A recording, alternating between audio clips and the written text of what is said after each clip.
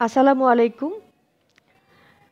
আজ ২১শে ফেব্রুয়ারি ভাষা শহীদ দিবস এবং আন্তর্জাতিক মাতৃভাষা দিবস। ১৯৫২ সালের ২১শে ফেব্রুয়ারিতে আমাদের যে ভাষা শহীদেরা রক্ত দিয়ে এই দিনটিকে আমাদের সবার জন্যে শহীদ দিবস করে দিয়ে গেছেন, তাদের সকলকে আমরা শ্রদ্ধা জানাই। ভাষা হচ্ছে আমার অস্তিত্ব প্রকাশের রূপ। জন্মের পর আমার মা আমার সাথে যে ভাষায় কথা বলেছেন, আমি সেই ভাষাটাকেই রপ্ত করেছি, সেটাই মাতৃভাষা। সমাজে এবং রাষ্ট্রে যদি ভাব প্রকাশের ক্ষেত্রে আপনি আপনি আমি আমাদের মাতৃভাষাকে প্রয়োগ করতে পারি, তাহলে কিন্তু আমাদের স্বাচ্ছন্দ্যটা বেড়ে যায়। এখন ২০০০ সাল থেকে কিন্তু আমাদের এই ২১শে ফেব্রুয়ারিকে সারা পৃথিবী স্মরণ করছে, উদযাপন করছে আন্তর্জাতিক মাতৃভাষা দিবস হিসেবে।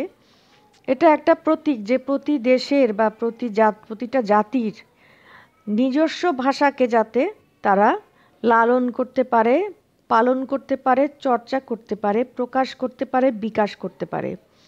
তো এজন্য এবং ভাষা একটি সংস্কৃতির একটি বড় উপাদান, এবং ভাষার মাধ্যমে আমরা সমাজে নিজেদেরকে কমিউনিকেট করার জন্য ভাষাকেই ব্যবহার করে থাকি। এবং ভাষার তিনটি রূপ: লিখিত, মৌখিক এবং শ্রুতির। তাহলে মৌখিক, লিখিত এবং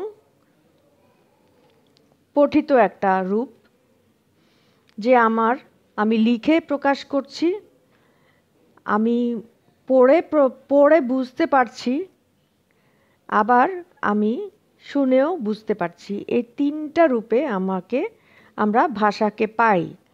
তো আমাদের দেশে আমরা যেহেতু বাঙালি এবং আমাদের ভাষা বাংলা, আমাদের এই ভাষায় আমরা কথা বলি। সমাজের পৃথিবীর বিভিন্ন দেশের নিজস্ব ভাষাকেই তারা প্রাধান্য দিয়ে থাকেন। আবার সেই সাথে অনেক বেশি ইন্টারন্যাশনাল লেভেলে আপনার যোগাযোগের জন্য আমাদেরকে সেকেন্ড ল্যাঙ্গুয়েজ হিসেবে অন্য ভাষা শিখতে হয়। যেমন ফ্রেঞ্চ শিখতে হতে পারে, তারপর হচ্ছে আপনার কোরিয়ান ভাষা শিখতে হতে পারে, ইংরেজি ভাষা শিখতে হতে পারে। এটা আমাদের প্রয়োজন। তো সেই প্রয়োজনটা মাথায় রেখে আমাদেরকে অন্য ভাষাও শিখতে হবে, কিন্তু সেই সাথে আমাদেরকে নিজের ভাষাকেও শিখতে হয়।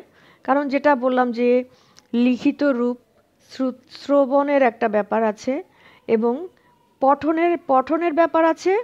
তো এই তিনটা ক্ষেত্রেই আমাদেরকে কিন্তু ভাষার যে শুদ্ধতা, সেটা আমাদেরকে আয়ত্ত করতে হবে। আমি একজন চিকিৎসক হিসেবে যখনই আমি পড়ি, তখন আমার কিন্তু বইগুলো ইংরেজি ভাষায় লেখা। এগুলো আমাদের টেক্সট বুক, পাঠ্য বই। কিন্তু আমরা আসলে যখন এটা পড়ি, এটা পড়ে আমি কিন্তু বাংলায় মাথার মধ্যে এটাকে নিয়ে নিই, এবং পরবর্তীতে যখন আমি আমার পেশেন্টের সাথে আলাপ করি, তখন কিন্তু আমি তার সাথে কিন্তু বাংলা ওর ভাষাতেই আমি কথা বলি। ওর যদি আঞ্চলিক টান থাকে, সে আঞ্চলিক টানটা মেনটেন করে ওর মতো করে ও কথা বলে, আমি আমার মতো করে কথা বলি। এবং আমি যা শিখেছি ইংরেজিতে, সেটাকে আমি বাংলায় তাকে বাংলায় সহজ ভাষায় বুঝিয়ে দেই, যে তার রোগ সম্পর্কে হোক, তার সমস্যা সম্পর্কে হোক, তার চিকিৎসা পদ্ধতি সম্পর্কে হোক, বিষয়টা আমরা ইংরেজিতে শিখি, কিন্তু আমরা এটাকে আমাদের মাতৃভাষায় কনভার্ট করে আমরা আমাদের রোগীদেরকে সেবা দিয়ে থাকি। তা না হলে আমাদের রোগীরা আমাদের কাছ থেকে কোনো উপকৃত হতে পারে না। এক্ষেত্রে একটা বিষয় হচ্ছে, আমাদের যে মেডিকেল এডুকেশন, এটা হচ্ছে ব্রিটিশ কারিকুলাম। তো ব্রিটিশ কারিকুলামের এডুকেশনাল বইগুলো সবই হচ্ছে ইংরেজিতে লেখা, এবং এটা সার্বজনীন। আপনি যদি সৌদি আরবেও প্র্যাকটিস করেন, তাহলে আপনি যেই বই পড়ছেন, আবার আপনি ইংল্যান্ডে যে মেডিকেল সায়েন্স নিয়ে পড়াশোনা করছেন, আপনি একই বই পড়তে হচ্ছে আপনাকে। তেমনকি সে একইভাবে বাংলাদেশ, পাকিস্তান, ইন্ডিয়া সব জায়গায় কিন্তু একই স্ট্যান্ডার্ডের বই পড়াশোনা করা হচ্ছে। এবং চিকিৎসা বিজ্ঞানের ভাষা কিন্তু ইউনিক ভাষা, মানে এটা একেবারে একটা সবাইকে একই শব্দ দ্বারা এক একটা বিষয়কে চিহ্নিত করার জন্যই আমরা আমাদের ইংরেজি মেডিকেল সায়েন্সের সাবজেক্টগুলোকে বা মেডিকেল সায়েন্সের বিষয়গুলোকে আমরা সেভাবেই আমরা বুঝি। যেটা আমি বাংলাদেশে যে টার্মিনোলজি ইউজ করছি সেই টার্মিনোলজিটা কিন্তু ইংলিশ একজন ডক্টরও সেটা আমার প্রেসক্রিপশন দেখে বুঝবেন। আবার একজন ইন্ডিয়ান ডক্টর যে প্রেসক্রিপশন করেছেন সেটা আমি বুঝবো। আবার আমাদের একটা প্রেসক্রিপশন যদি আপনার গ্রিসে যায় অথবা ইটালিতে যায় ওনারা সেটা বুঝবেন। আবার সৌদি আরব থেকে একটা প্রেসক্রিপশন যদি বাংলাদেশে আসে সেটাও আমরা বুঝবো। তো সেই জন্য আমাদের কিন্তু ল্যাঙ্গুয়েজ কিন্তু মূলত ইংরেজি। কেউ কেউ হয়তো সেটাকে অন্য ল্যাঙ্গুয়েজে কনভার্ট করে, কিন্তু আইডিয়ালি আমরা ইংরেজিটার উপরে বেসিস করে আমাদের পড়াশোনা করি এবং আমাদের কাজগুলো করি। যেমন আমি যতই বলি না কেন আমি বাঙালি, আমার প্রেসক্রিপশন কিন্তু ইংরেজিতে হয়। এটার বিষয়টা হচ্ছে এরকম। তারপরেও কিন্তু আমরা যতটুকু আমাদের প্রয়োজন বা যতটুকু রোগীদের চাহিদা সেই হিসেবে আমরা কিন্তু বাংলায় সব কিছু বুঝিয়ে বলি। তো এটা অনেকে হয়তো আমাদের এই যে দুই রকমের একটা স্ট্র্যাটেজি এটাকে হয়তো অনেকে বুঝতে পারেন না, বারবার প্রশ্ন করেন, ম্যাডাম আপনি কি বলেছেন, ম্যাডাম আপনি কি বলেছেন।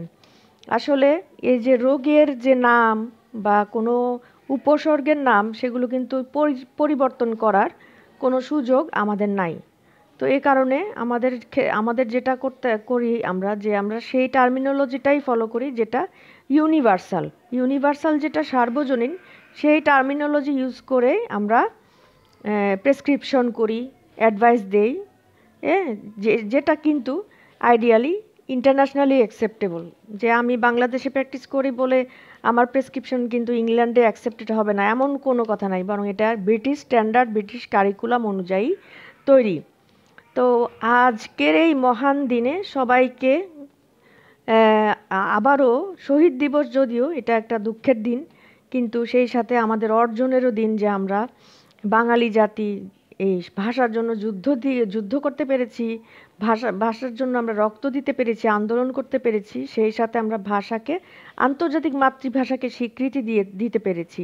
তো এই লিডারশিপটা আমাদের কৃতিত্ব এবং এটাকে আমরা যাতে সবাই ধারণ করি এবং সেই সাথে আমরা বাংলা ভাষাকেও শিখতে হবে যাতে লিখন, পঠন এবং শ্রবণ সকল ক্ষেত্রে আমরা সমানভাবে দক্ষ হই, আমাদের উচ্চারণ যাতে শুদ্ধ হয় এবং আমাদের লেখাতে যাতে আমাদের টাইপিংয়ে বলেন, আমরা যেমন একটা বাংলা টাইপ শিখেছি সে টাইপিংয়ে যাতে কোনো বানান ভুল না হয়। এই 3 ফরম্যাটে আমরা যেন ভালো করতে পারি এবং আমরা যেন বিশুদ্ধ বা পরিশুদ্ধ থাকতে পারি, এটাই আমার আজকের ভিডিওর মূল চাওয়ার বিষয়। এবং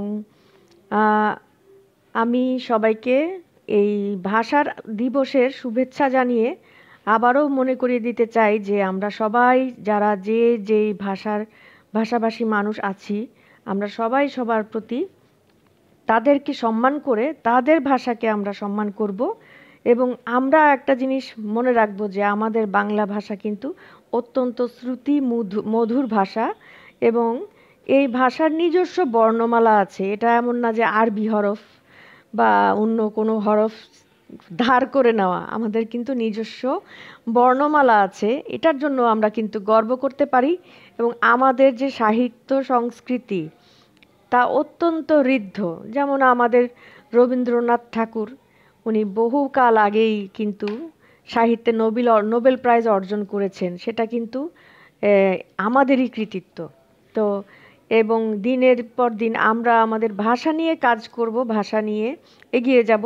যেমন আমি ডাক্তার হিসেবে চ্যানেল খুলে ফেসবুক পেজ খুলে আপনাদের সাথে যোগাযোগ করছি বাংলা ভাষায়, কিন্তু আমার পড়াশোনার সবই কিন্তু ইংরেজি স্ট্যান্ডার্ডে। তো সুতরাং আমরা কিন্তু এইভাবে আমাদের মিডিয়ার মাধ্যমে কিন্তু আমরা আমাদের ভাষাটাকে আরও বেশি এস্টাবলিশ করব। যে পর্যায়ে যে মানে অবস্থায় থাকুন না কেন ভাষাকে ভালোবাসুন, নিজের ভাষাকে ভালোবাসুন, অন্যের ভাষাকে সম্মান করুন, শুদ্ধ উচ্চারণে কথা বলার চেষ্টা করুন, লেখার সময় যাতে বানান ভুল না হয়।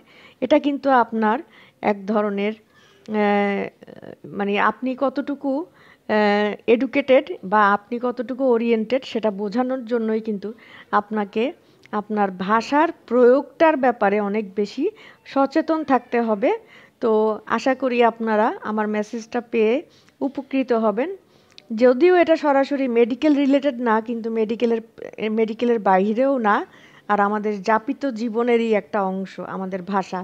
যেমন অনেক রোগী হয়তো বলে যে ম্যাডাম আপনার কথা বুঝি নাই। আসলে যখনই আমাকে কেউ কোনো প্রশ্ন করেন তখন আমি কিন্তু তাকে আমি প্রেসক্রিপশানে লিখে দিই যে তার রোগটা কী এবং তার ডায়াগনোসিস কী। এটা কিন্তু আমার বোঝার জন্য অথবা আমার মতো একজন ডাক্তার কলিগের বোঝার জন্য, কিন্তু সেটা একজন রোগীকে আমরা কিন্তু তার মতো করে বোঝার জন্য আমরা কিন্তু তাকে সেই ভাষায় আমরা কিন্তু এটাকে কনভার্ট করে বাংলায়, সহজ বাংলায় যেভাবে এটা সে বুঝতে পারে সেভাবেই বলি। তারপরেও তাদের মধ্যে অনেক সময় অনেক দুশ্চিন্তা বা একটা উৎকণ্ঠা থাকে যে কি বললেন, রোগটা কী।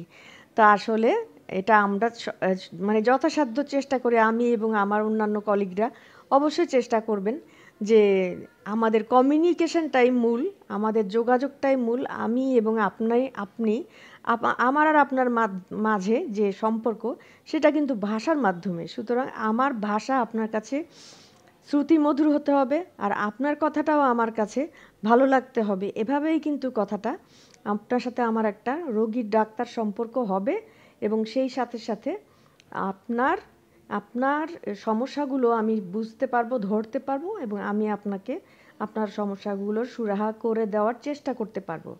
তো আজকে অনেক কথা বললাম। আমার কোনো কথায় কেউ মানে যদি খারাপ কিছু মনে করে থাকেন তাহলে মাফ করবেন অথবা কমেন্টে অভিযোগ করবেন, সমস্যা নাই। আর আমি আপনাদের পাশে আছি, মহিলা ডাক্তার, ভিন গ্রহের বাসিন্দা। এইটাই আমার পরিচয়। আমি একজন সার্জন, আমি একজন মহিলা, আমি একজন বাঙালি, আমি বাঙালি হিসেবে গর্বিত।